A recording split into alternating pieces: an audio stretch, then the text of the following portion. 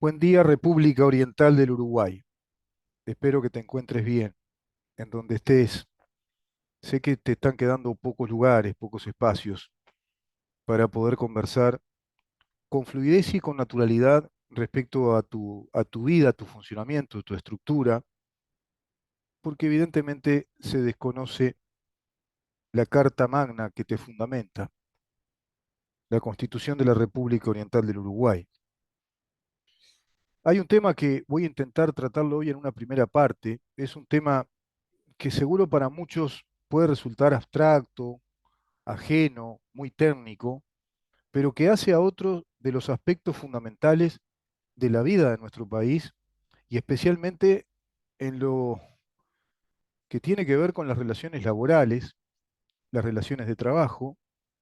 y las relaciones de trabajo están vinculadas indisolublemente a un modelo económico que de acuerdo a nuestra Constitución proviene o está concebido desde la propiedad privada, por lo tanto, desde el capital privado, la formación de capital, y a su vez se supone que obedece a un paradigma de lo que es el modelo capitalista que exige, así lo demuestra en su historia, el devenir de una racionalización de la organización empresarial e industrial, la racionalización de los métodos de producción industriales. ¿Cómo lo demuestra la historia del capitalismo? Basta estudiar o ver documentales sobre las grandes industrias. Hay un documental que yo recomiendo mucho que se da por History Channel, también en Discovery Channel, en varios canales especializados en temas de esta característica que se llama Los gigantes de la industria. Y ahí vas a ver cómo se fue desarrollando el modelo industrial, empresarial, que necesariamente indica a través del tiempo requiere del libre emprendimiento, de la libre empresa, y necesita la formación de un capital inicial, de un capital original, para emprender esa actividad de producción, tanto de bienes como de servicios, vale decir, producción de riquezas. Uruguay tiene una concepción desde lo constitucional que obedece a esto que acabo de decir, pero a su vez tiene un Estado paralelo, se legisla un Estado paralelo desde hace mucho tiempo, que no obedece a todo esto que acabo de decir, sino por el contrario, obedece a paradigmas o premisas de un modelo económico colectivista con una fuerte impronta ideológica y que se va a instalar fuertemente a partir de la presidencia de Julio María Sanguinetti a la salida de la dictadura. Paradojalmente, a la salida de una dictadura, se instala algo así como una dictadura sindical y una dictadura corporativa, que es el sistema llamado de las negociaciones colectivas, tripartitas y consejos de salarios. Respecto a esto, Uruguay en lista negra, en la OIT, en la Organización Internacional del Trabajo. En este mismo año, delegados de la Organización Internacional del Trabajo le hicieron llegar a este gobierno que Uruguay continúa en la lista negra de países que no obedecen a las premisas, a los paradigmas que se formula, se establece en el artículo 4 del Convenio 98 que Uruguay suscribe con la Organización Internacional del Trabajo y que hace precisamente a estos paradigmas de la libertad sindical, la pluralidad sindical y la libertad en las negociaciones colectivas. Es decir, una negociación en sí mismo te está indicando que es un acuerdo de partes, pero previo a ese acuerdo de partes es una ronda de negociaciones o un vínculo en el cual ambas partes, en este caso trabajadores y empresa, o empresa y trabajadores, o si vos querés empleador y trabajador, o empleadores y trabajadores, libremente negocian determinados puntos que tienen, digamos, un interés o un conflicto en común entre esas partes, pero con la equivalencia de fuerza en la negociación, donde libremente disponen llegar a un acuerdo, a un determinado resultado, como lo haces en cualquier acuerdo interpersonal, cualquier relación. Evidentemente se basa en la libertad de tu voluntad, En el derecho se le llama autonomía de la voluntad técnicamente. Así se establece para todos los contratos, excepcionando los contratos llamados leoninos, todos los contratos o acuerdos obedecen a este principio universal de la libertad de la voluntad, es decir, de la autonomía de la voluntad. Las partes que negocian, que llegan a ese acuerdo o establecen ese contrato, definen ese contrato, lo hacen desde la libre disposición de la voluntad, lo hacen libremente de acuerdo a su acción voluntaria. Es una acción volitiva libre y de acuerdo a las necesidades o preferencias que tienen en cuanto a realizar ese contrato, sea una compraventa, un contrato de uso, de préstamo, de alquiler, lo que fuere, obedece a la libertad de la voluntad. Y lo mismo respecto a las relaciones laborales y a las negociaciones colectivas de trabajo entre el sindicato y la empresa. Pero en Uruguay no funciona así. Lo cierto es que las cámaras empresariales piden y el gobierno no les da relaciones laborales libres. Pero nuestro presidente, el actual presidente de la República, dice que es liberal. Los hechos van diciendo otra cosa. Este breve artículo tiene por finalidad, bueno, difundir conceptos valederos sobre temas referentes a las relaciones de trabajo que asumen la modalidad colectiva, por efecto del surgimiento de manifestaciones de la autonomía colectiva en determinados colectivos laborales, la autonomía colectiva o el derecho potestativo que los sindicatos tienen como organización de voluntades de trabajadores que, bueno, experimentan los mismos intereses y experimentan las mismas necesidades, se organizan en pos de negociar con mayor fuerza y equivalencia en relación a esa empresa, se organizan en un sindicato.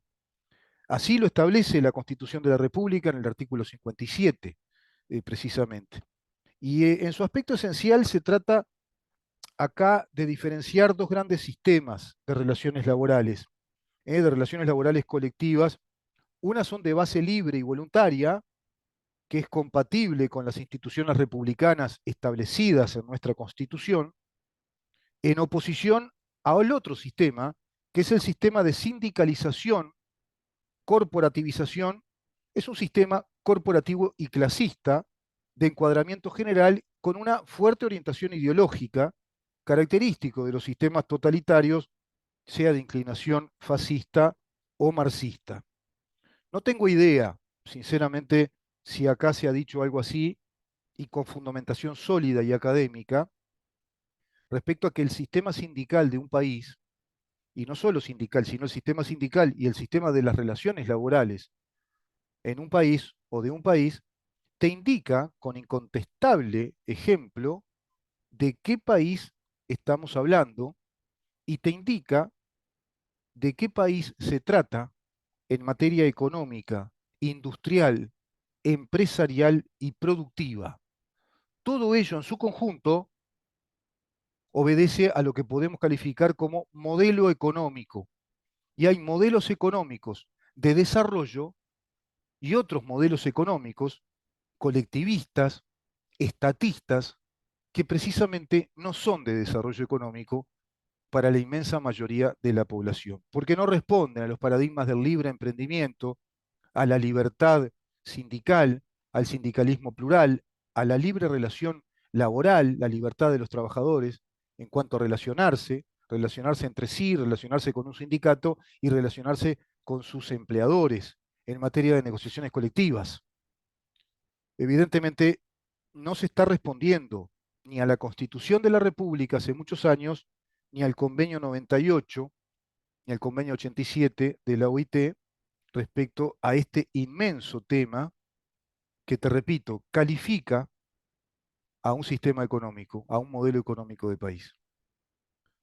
No lo hablo como experto, lo hablo como un estudioso del tema. Lo estoy estudiando el tema, sigo profundizando en el tema. Consulto especialistas en el tema. Consulto grandes juristas amigos de quien habla. Consulto a economistas. Estudio modelos, algo así como modelos comparados de sistemas sindicales, pero te repito, hay dos grandes sistemas sindicales. Uno que obedece a la libertad sindical y a la libertad de la voluntad en las negociaciones colectivas y al pluralismo sindical además, y otro que obedece a un sindicalismo corporativo, prebendario del Estado incluso, conjuntamente con cámaras empresariales y el gobierno encapsulándose en esas cúpulas negociadoras que negocian sin consultar al resto de las empresas que hay de distinta índole, que es muy heterogéneo el panorama empresarial en cualquier país, y en el nuestro evidentemente es así, esas empresas que tienen distinto porte, distinta infraestructura, distinta capacidad económica, desde las más pequeñitas, las más chicas, muchas empresas familiares, a las empresas de mediano porte y algunas que escapan un poco a ese mediano porte quizá, pero que no llegan a ser tampoco grandes empresas, si bien son de un porte importante a nivel nacional y con características heterogéneas, como es natural que sea en la vida humana en todos los ámbitos. Bueno, esas empresas, esos empresarios y esos trabajadores de esas empresas no son consultados por estas cúpulas negociadoras de estas negociaciones colectivas y consejos de salarios. Este sistema de negociaciones colectivas en el país data de, bueno, de antes de la dictadura cívico-militar e incluso se instala en los últimos años de la dictadura también, con aquellos conatos de aquella CNT, que va a pasar a ser el PIT, y luego quedará como PIT-CNT, ya en la presidencia de Julio María Sanguinetti, y a raíz de esa concertación programática, se va a acordar un sistema colectivista, corporativo, de relaciones laborales, sindicales, que va a afectar inclusive las políticas económicas en cuanto a la fijación de salarios, en cuanto a las categorías laborales de los empleados públicos, desobedeciendo el artículo 214 de la Constitución,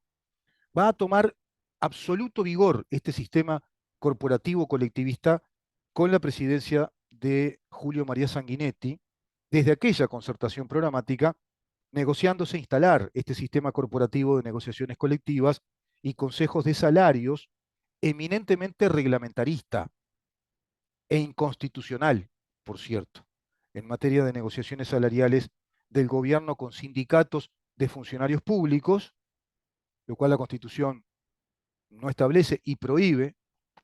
así como sindicatos únicos y cámaras empresariales en materia de relaciones laborales, también en el ámbito privado, desobedeciendo este sistema a los artículos 7, 32, 36, 39, 57, 58, 59 y 214 de la Constitución de la República. Leí en una nota publicada en El Observador y otra en Montevideo Portal respecto a un proyecto de reforma que plantea el gobierno en materia de negociaciones colectivas laborales. Esto fue el año pasado, también con la rendición de cuentas. En esta rendición de cuentas aparece un proyecto peor, diría un amigo mío que habla muy bien el español, más peor todavía. La nota hace referencia a la disconformidad que mantienen los empresarios uruguayos con el proyecto de reforma del Poder Ejecutivo de este gobierno el año pasado en materia de negociaciones colectivas. Se dice que el Ejecutivo no contempla que la negociación en el ámbito privado sea bipartita, es decir, entre la empresa y el sindicato. Hasta inclusive son light los empresarios uruguayos. Es muy leve el reclamo. Simplemente hablan de negociaciones bipartitas entre la empresa y el sindicato y siquiera exigen que sea el sindicato de la empresa o que trabaje en la empresa, el sindicato que sea formado, perdón, por trabajadores que trabajen directamente en la empresa, sino que se conforman con que sea el sindicato único de la actividad económica que, digamos, obedece a esa empresa. Esa empresa, una empresa que elabora refrescos, una empresa de construcción, una empresa de alimentos, la empresa que fuere, va a estar en una rama de actividad económica. En nuestro país, los sindicatos que el gobierno reconoce como genuinos, como verdaderamente representativos de los trabajadores, son sindicatos únicos en esa rama de actividad económica, representando a todos los trabajadores de todas las empresas, de todo tipo de porte, de estructura, de calidad, de capacidad económica, que obedezcan a esa rama de actividad económica, un sindicato único que esté integrado en el PICNT. Eso es lo que reconoce por marco legal esa ley que es inconstitucional y que reconoce a estos sindicatos del PICNT como los únicos sindicatos representativos y genuinos que pueden negociar con el gobierno y con las cámaras empresariales de cada una de esas ramas de actividad económica. ¿Se dan cuenta lo fuertemente corporativo y el poder concentrador de negociación que tienen esas cúpulas sindicales con las cúpulas empresariales y el gobierno, para que eso se transforme en un laudo arbitral a modo de un decreto que homologue ese acuerdo, digamos, esas rondas de negociaciones colectivas y que o se queda homologado por un decreto presidencial que es coercitivo, que debe aplicarse a todas las empresas que están involucradas y a todos los trabajadores que están involucrados en esos acuerdos, en esas negociaciones con esos consejos de salarios, determinándose en esos consejos de salario incluso el modo de organización laboral de la empresa, las categorías laborales, el régimen de trabajo, es decir, se meten en todo. Imagínense que es muy desestimulante para empresarios, para emprendedores, y a su vez condiciona la capacidad de la competitividad de nuestras empresas. No pueden competir prácticamente en calidad de producto y precios porque están muy reglamentados, muy condicionados por estos consejos de salarios que van a ser homologados por decreto presidencial y le van a decir hasta qué tipo de actividades van a tener que hacer cada uno de sus empleados y cómo organizarlos y hasta cómo pintar las paredes y de qué color. Exagerando un poco, pero es así. De todas maneras, valoran la iniciativa de esa ley, los empresarios, esto en el 2022 fue, como un avance. No sé en dónde vieron el avance. Sin embargo, la Cámara Empresarial del Uruguay dejó instalada la queja ante la Organización Internacional de Trabajo, dado que Uruguay no cumple con el Convenio 98 en su artículo 4, que establece precisamente el modelo de la pluralidad sindical y la libertad de la voluntad en las negociaciones colectivas. Y esa libertad de la voluntad se puede dar cuando ambas partes son equivalentes en fuerza, es decir, el sindicato y la empresa negocian respecto a temas muy puntuales vinculados a ese sindicato de los trabajadores que trabajan en esa empresa. A eso se le llama sindicatos por empresa y no sindicatos únicos de acuerdo a la rama de actividad o de acuerdo a la rama económica. Nuestro modelo es absolutamente reglamentarista, corporativo, prebendario del Estado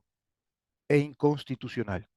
En lo que va del año 2023, la OIT envió una comisión de expertos señalándole al gobierno uruguayo que nuestro país permanece en la lista negra de países que no respetan el convenio 98 de la Organización Internacional del Trabajo respecto a los principios laborales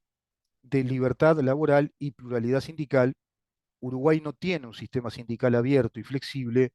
sino más bien todo lo contrario, rígido y reglamentarista. Vamos a dejar acá, Maxi, esta es la primera parte sobre este tema, que espero puedan entenderlo. Vamos a hacer 3 capítulos por lo menos también para dejar una pieza periodística. Esto queda grabado, va a ser subido a nuestras redes sociales y también vamos a dejar este artículo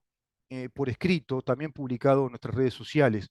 para que la población uruguaya entienda que estamos ante otro más de los graves problemas que este gobierno no solucionó, por supuesto, dejando el campo de orégano, preparándolo, preparando muy bien todo ese caldo ya